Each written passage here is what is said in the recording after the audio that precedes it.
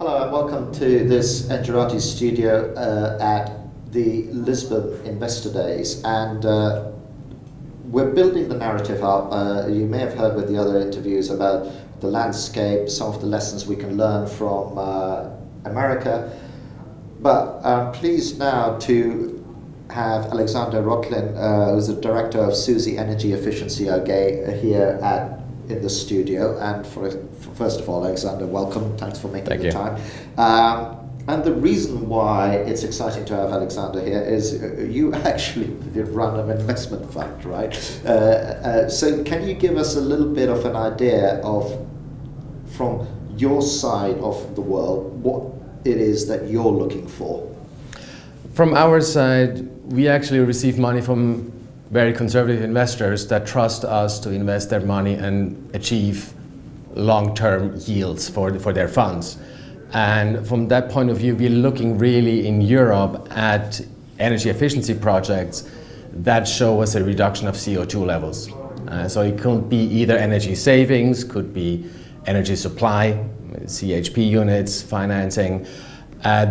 But the goal always is that we need to show CO2 reduction across the board. And you're one of the first people to have, certainly with the size you've got, the sort of energy efficiency fund. Can I just very briefly ask you, I mean, you don't launch a fund going, hey, let's try this. You do a lot of research and you go, hey, there's a market gap here, this is what we're trying to do. What did you see that made you launch the fund?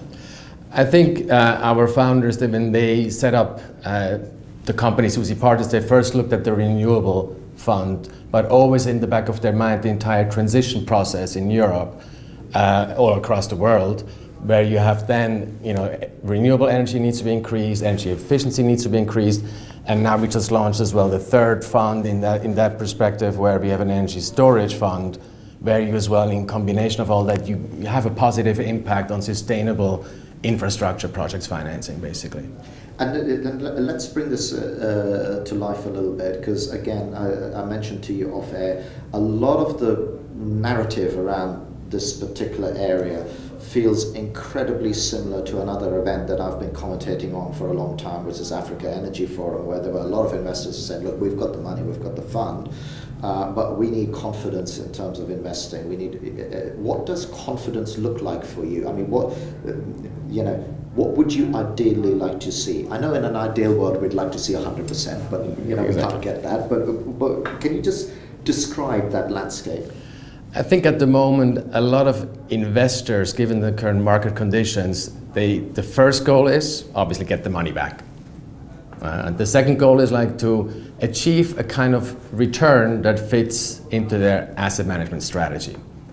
If I address the first part, the get the money back, so for our topic there is obviously that we analyze the credit risk, not only of the end customer that is then paying us hopefully over 10 years our investment back, but also from the escrow technology partner, that the performance is ongoing, on time, and they are not cause for termination of the contract, for example. And it must be very, very difficult to do that from the technology side of things, because we are constantly reporting on a new technology being spun up and so on, and then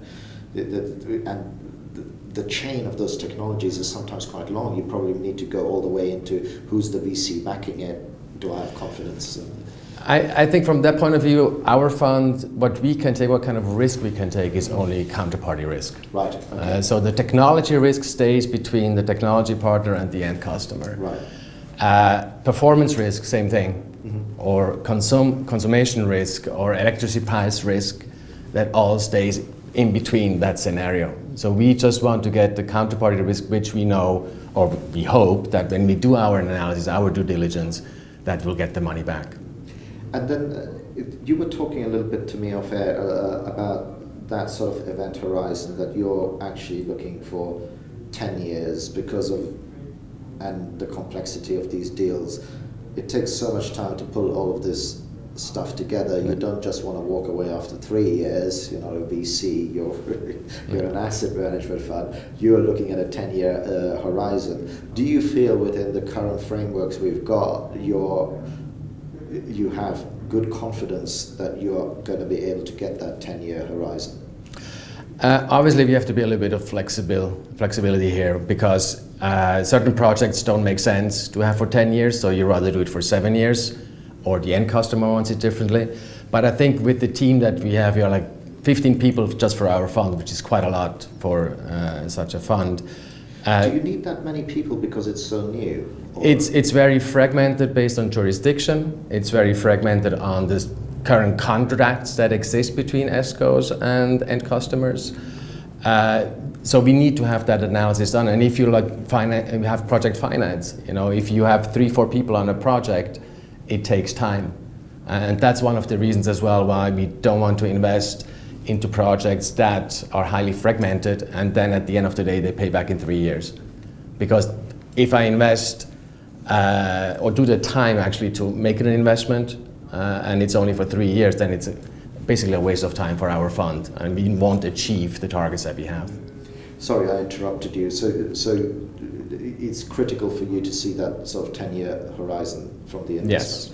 And you mentioned it's very fragmented. Are you seeing, because it's always interesting to go all the way to the source of a market, it's usually the people who are putting the money in. Yeah. Are you seeing any hotspots within Europe where you say, well, okay, in this country there is a better framework? Because, I mean, everybody thinks Europe is one big happy clappy club. As we know, that's not the case, as we've seen between Canada and Belgium, right? But for us, the most important market right now is Italy, because they planted something similar to the subsidies the renewable energy sector received. So especially in Italy, you have a lot of public street lighting projects that are getting done, and they see the benefits for the street lightings, for like saving in money, for reducing energy consumption.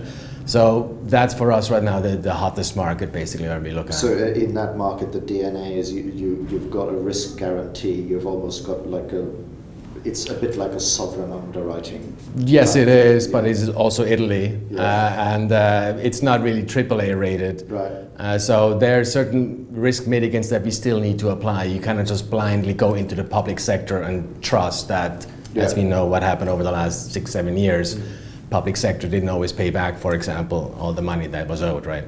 So there's still, even though it's a public investment, you still have to make sure that in a worst case scenario, you get your money back, or at least you try to get the money back. And is that the sweet spot for you guys, that sort of municipal public sector ecosystem, or are you seeing a lot more? Because one of the other things that's coming, and I'll tell you where this question is coming from, one of the other things that's coming out of the commentary here is people saying that actually there's a huge opportunity in firms and businesses that are more of the SME market, because as you said off air, if you're Google or IKEA, you can do this stuff yourself. You don't need other money. People. Is that true? I mean, no, not really. I think the street lighting is really just the low-hanging fruits. Right. But like if you look at the operational efficiency that you might have in the industry, where you can really invest in new machinery as well, because for us it's very important that we say, compared to before and now, if the CO2 reduction is there, we can finance any kind of machinery that is needed to improve the unit output per hour or per energy consumption.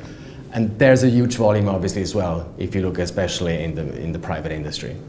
And so from your point of view again, do you feel like, and again I may be simplifying it, but I go back to some of the other conversations I always have with financiers, and where they're saying that actually, just on its own it's not interesting, but if someone can bundle this together somehow or the other, that would be interesting to us.